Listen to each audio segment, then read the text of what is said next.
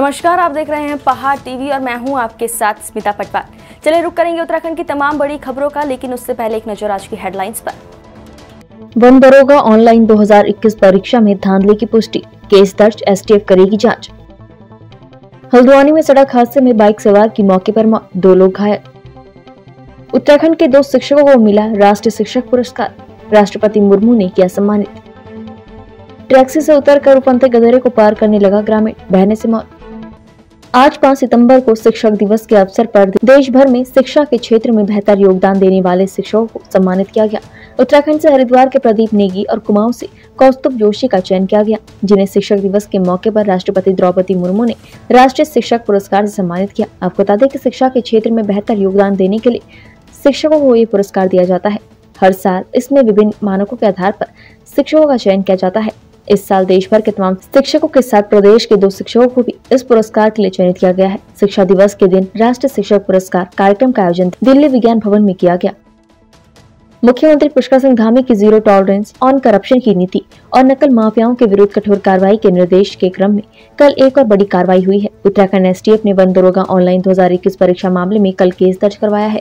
परीक्षा में धांधली की पुष्टि होने के बाद एसटीएफ ने ये कार्रवाई की है। एसटीएफ ने बताया कि वन दरोगा के पदों पर भर्ती परीक्षा 16 अगस्त 2021 से 25 अगस्त 2000 के बीच 18 शिफ्टों में ऑनलाइन आयोजित हुई थी, जिसमें कुल 316 पदों के लिए रिक्तियां थी। उपरोक्त प्रकरण में अनियमितता और कुछ छात्रों द्वारा अनुचित साधनों के प्रयोग की एसटीएफ और साइबर द्वारा जांच के बाद पुष्टि हुई है। प्रकरण में जांच के बाद साइबर थाना देहरादून में आज मुकदमा करवाया गया है। प्रकरण में प्राथमिक रूप से कुछ छात्रों को चिन्हित भी कर लिया गया है। इसमें सम्मिलित कुछ नकल माफियाओं को हिरासत में लेकर गहन पूछताछ भी चल रही है। भारतीय जनता पार्टी के राजेंद्र बिष्ट को भाजपा का प्रदेश महामंत्री बनाए जाने के बाद राजेंद्र बिष्ट पहली बार रामनगर पहुंचे। उनका भाजपा कार्यकर्ताओं ने जोरदार स्वागत किया। इस दौरान उन्होंने कार्यकर्ताओं से 2024 की तैयारी करने को कहा। उन्होंने अल्मोड़ा में अंतरजातीय विवाह के विरोध में हुए दलित युवक की हत्या की उच्च अधिकारी जाँच कराने की बात कही है।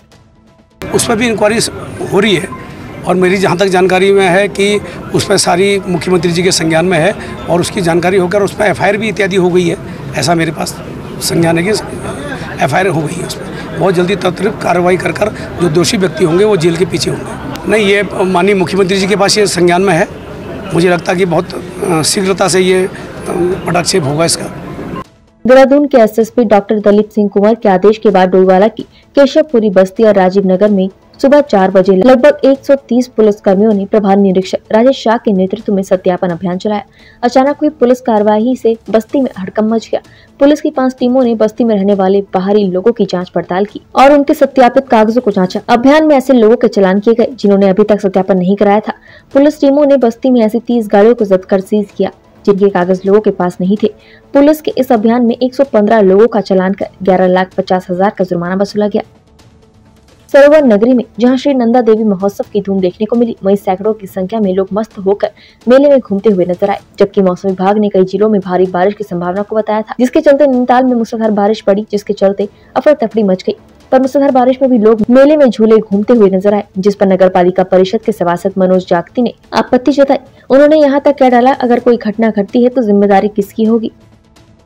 हल्द्वानी के वनभूलपुरा थाना क्षेत्र के गोलापुल बाईपास पर रविवार देर रात एक बाइक हादसे में नई बस्ती इंदिरा नगर निवासी युवक की मौत हो गई। 2 युवक बुरी तरह घायल हो गए। हादसे की वजह बाइक की तेज रफ्तार बताई जा रही है। सूचना के बाद मौके पर पहुंची पुलिस ने शव को कब्जे में लेकर पोस्टमार्टम के लिए भिजवा दिया है। रामनगर से 15 किलोमीटर की दूरी पर स्थित प्रसिद्ध गर्जिया मंदिर में सुबह से ही कोसी नदी में गणेश जी की प्रतिमा का विसर्जन करने का सिलसिला शुरू हो चुका है। सैकड़ों की तादाद में भक्त गणेश जी की प्रतिमा के विसर्जन के लिए गर्जिया मंदिर पहुंच रहे हैं। भक्तगण ट्रैक्टर, ट्रॉली और अन्य वाहनों से गणेश प्रतिमा को सजाकर कोसी नदी में विसर्जन के लिए पहुँच रहे हैं। डीजे पर भगवान गणेश के गानों की धुन पर भक्त झूमते भी नजर आए। जय माता दी।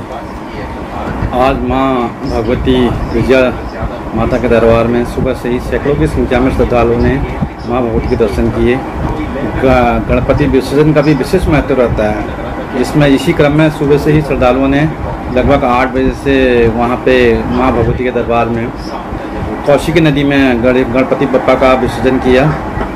और विसर्जन का क्रम सुबह 8 बजे से, जिसमें कि 70-80 गणपति बप्पा की मूर्तियों का विसर्जन वहाँ पे किया गया और उसमें हजारों की संख्या में श्रद्धालुओं ने वहाँ पे माँ भगवती के दरबार में दर्शन किए और कौशिकी नदी में स्नान करने के उपरांत माँ भगवती के दर्शन किए।